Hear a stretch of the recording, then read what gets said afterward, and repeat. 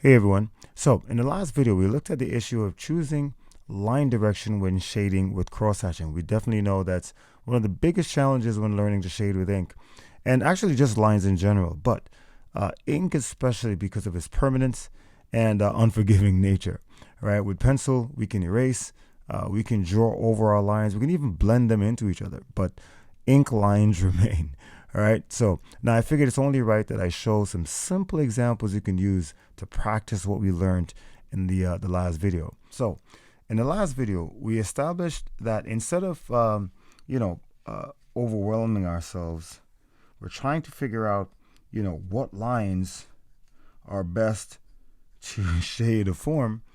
It's best that we limit ourselves to 3 to 4 directions. We decided they were vertical lines, horizontal lines, diagonal lines, and we can either, as I said, look at this as 1, 2, 3A and 3B. So we can have diagonal from the upper left to lower right and from upper right to lower left. We looked at this in terms of having a plane like so, and we're imagining that this plane is one that we're looking on directly. Right? So it's straight onto it. It's parallel to our line of vision. So now our parallel lines, our vertical lines, horizontal lines, and our diagonal lines. Now, where it gets interesting or challenging is now when we start manipulating this plane. So now we're rotating it in, it could be in this way, it could be in this way, it could be in this way. But the key is we try to be consistent with these 4 directions, right? And that's the key here. So we want to be able to make sure that whatever the direction of our plane, that we can still be consistent with how we perceive these lines. So once you can have that down, guys, that's pretty much the basic concept. So as I had mentioned in the last video, when I say vertical, it doesn't necessarily mean vertical in the true sense of the word.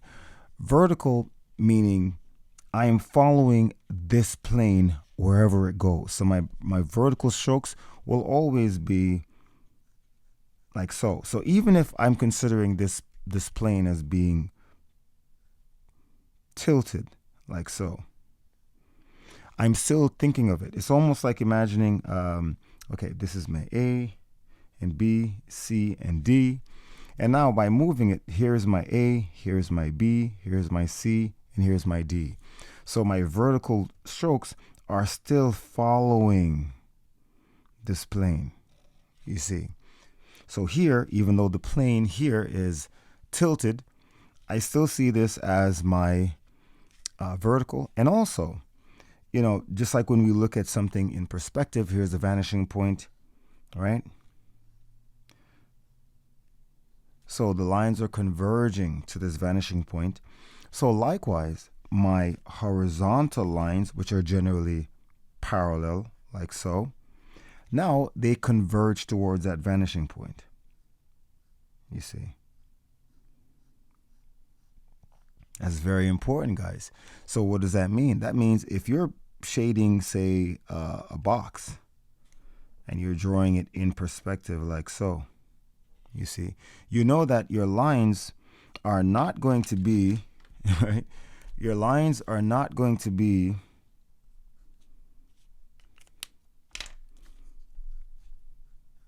even though we're thinking about horizontal strokes, they're not going to be parallel like so. You see, they're going to converge. Right? So that's what we're going to do with these exercises. We're going to first look at, we're going to practice by first starting simple and gradually upping our challenge a bit from flat planes, manipulating flat planes.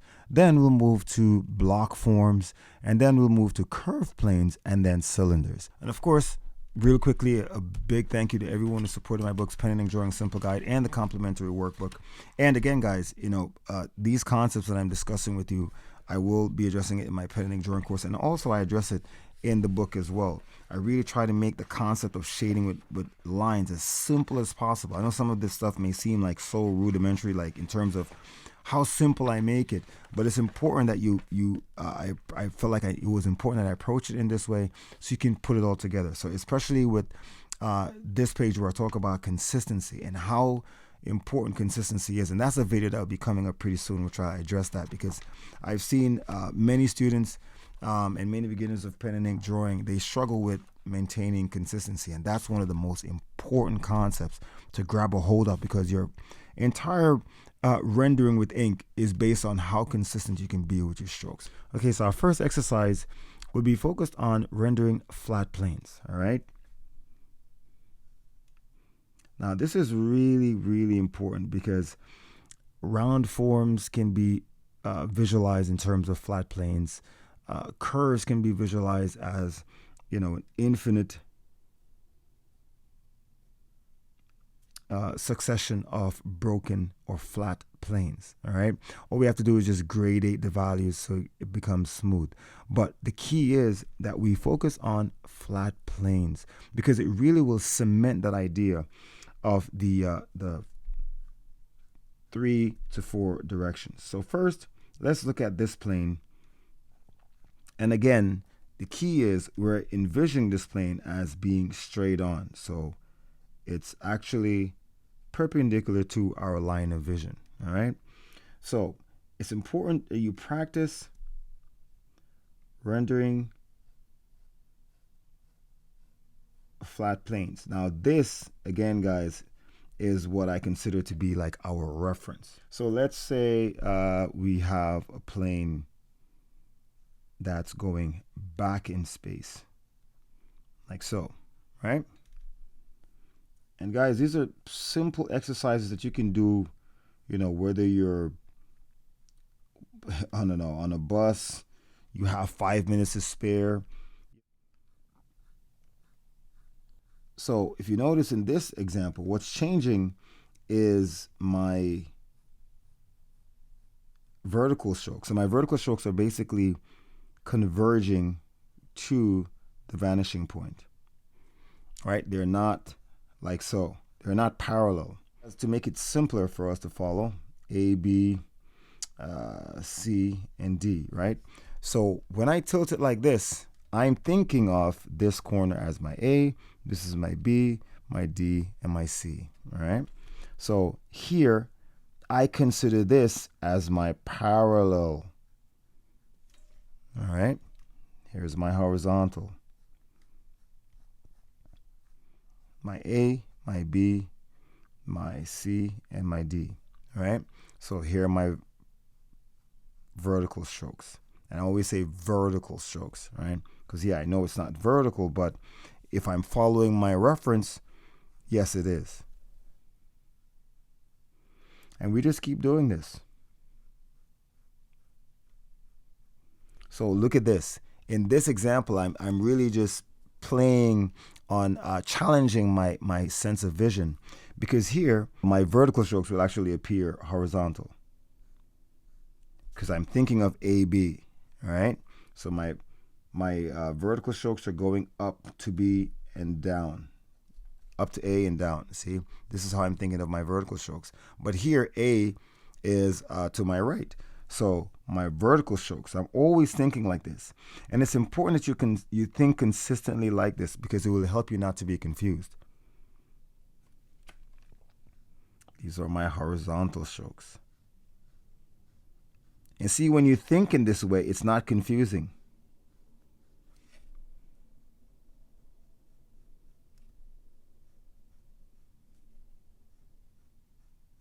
My diagonal strokes. So objectively speaking, this is really vertical, but I'm imagining it by following my reference plane. My reference plane dictates how I perceive everything else. All right. Everything is based on this. And the next practice is we start looking at blocks, right? So what I would do is say this is my A, my B, my C, my D. But I'm thinking of my A and B and manipulating it. So this could be my A, my B, my C, my D. I put my A here, my B, my C, my D. And this gives me a sense of how the form is changing in space. A, B, C, D. And in this way, my vertical, see, this is giving some context, so you can actually see how you would envision it on a form. So notice I'm actually moving my orientation here. These are my vertical strokes. See that? My vertical strokes. These are all vertical strokes.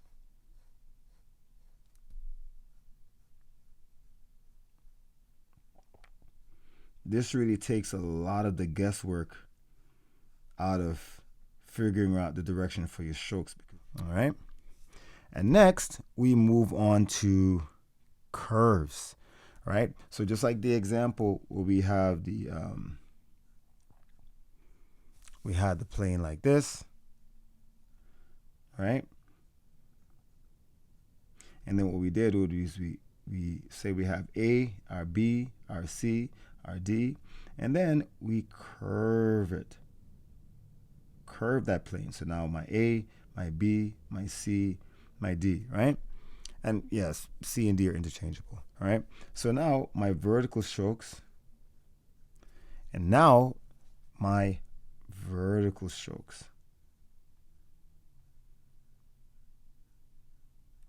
You see? My horizontal strokes. I'm still following this reference, guys. Still following this reference. Horizontal, horizontal. So now I'm being a bit more flexible with my vertical strokes. They're not straight lines. Now they're following that curving plane. My diagonal should be a straight line. Now it's wrapping around. And all we have to do is just keep manipulating this curve. So now let's say we have something like this.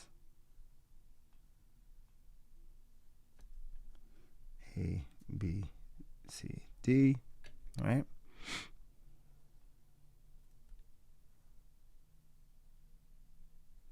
C and D. So now here, I'm still thinking. So you see, just by referencing my plane, I don't think about where my lines will go. I look at this. Okay, I know that my vertical strokes will be like this. It's following the plane. Or we can use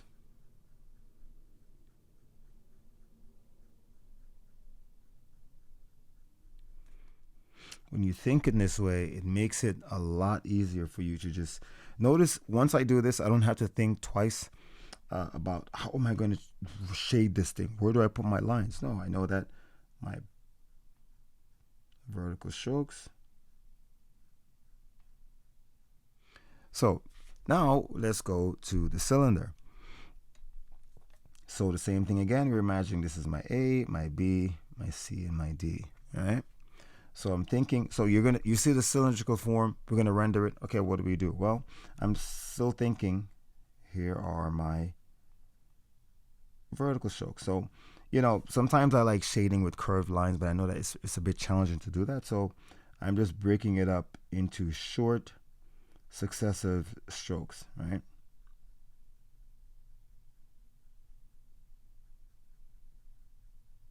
You see? So I'm thinking of this as my vertical. My vertical. So in other words, this is my A, B, C, D, and then I just wrap it. A, B, C, D. All right? So my diagonal, it's the same way. I'm just wrapping it around this form. You see that? It's wrapping around. Wrapping around. You have to really try to feel the volume of the form. You're wrapping it around.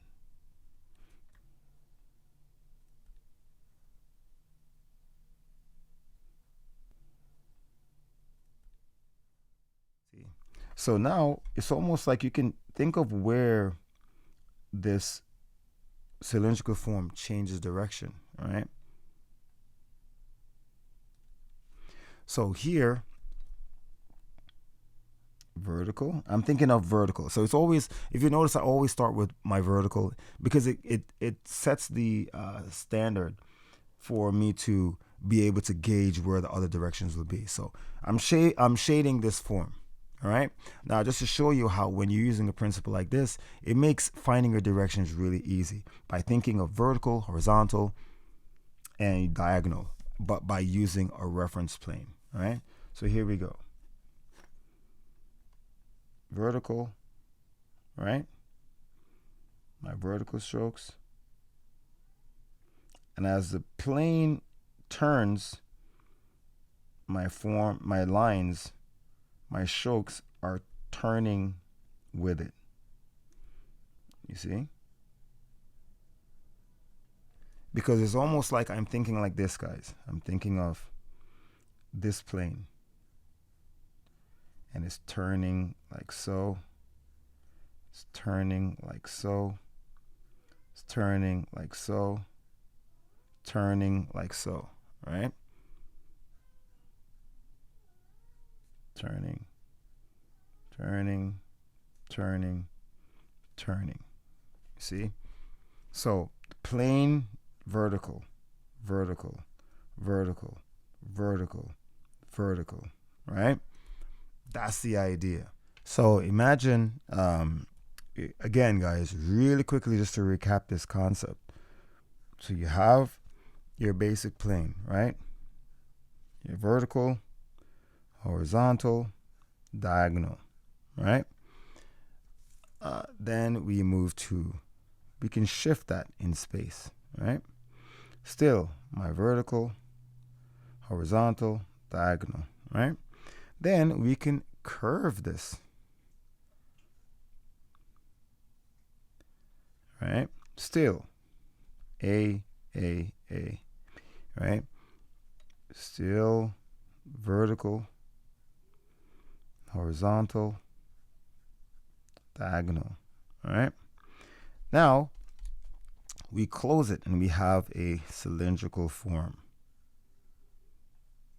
Same concept. Vertical all the way around. That's my vertical, right? Because I'm thinking of my reference plane. The same way. My vertical even continues inside this hollow cylinder. See? It's going all around. My horizontal, and my diagonal. You think like this, it makes it so much easier, guys. Now, even to close this, let's say I'm going to close this top and bottom and give it an organic shape so it looks more like a pier, right? So we have something like so. But I'm still thinking of this concept, which is based on this concept, which is based on this, which is based on this, all right? So I'm basically just taking this same reference plane through a series of complications or sophistications, right? So here, same thing. So you have this pier you want to render.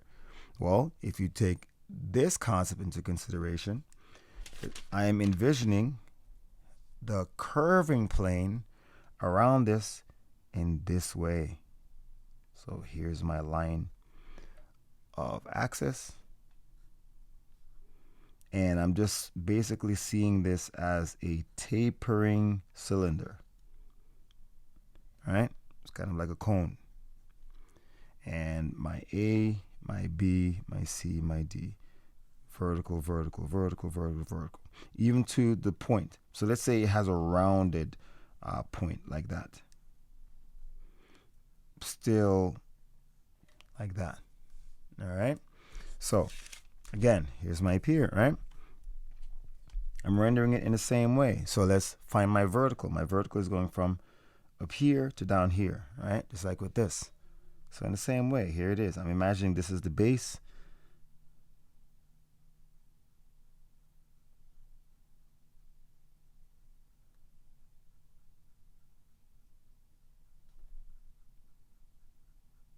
You see?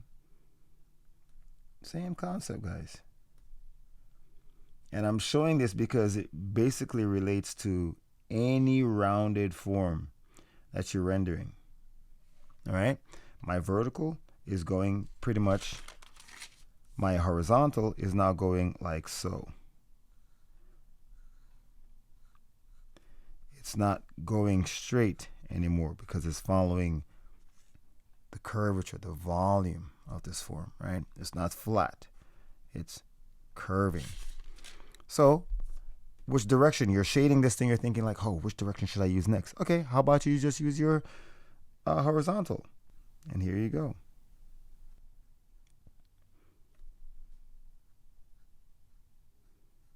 You see that?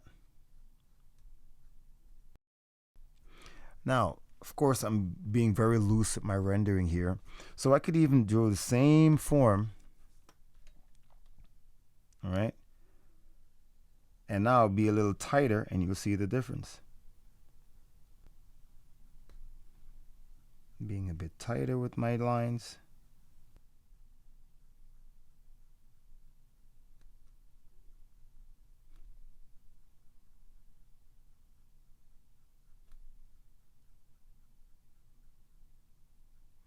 So I'm thinking of my A, my B, my, where did I put my C? My A, my B, my C, and my D. My C, D. So even if you were to take this spear and then you're gonna like say rotate it like this, right? So I would say, okay, well, you know what? I'm gonna put my A here, my B here, my C here, my D here. So the lines now going, these are my vertical strokes, you see. All right, and then, you know, diagonal, horizontal, and so on. If we move this and say we made it like so,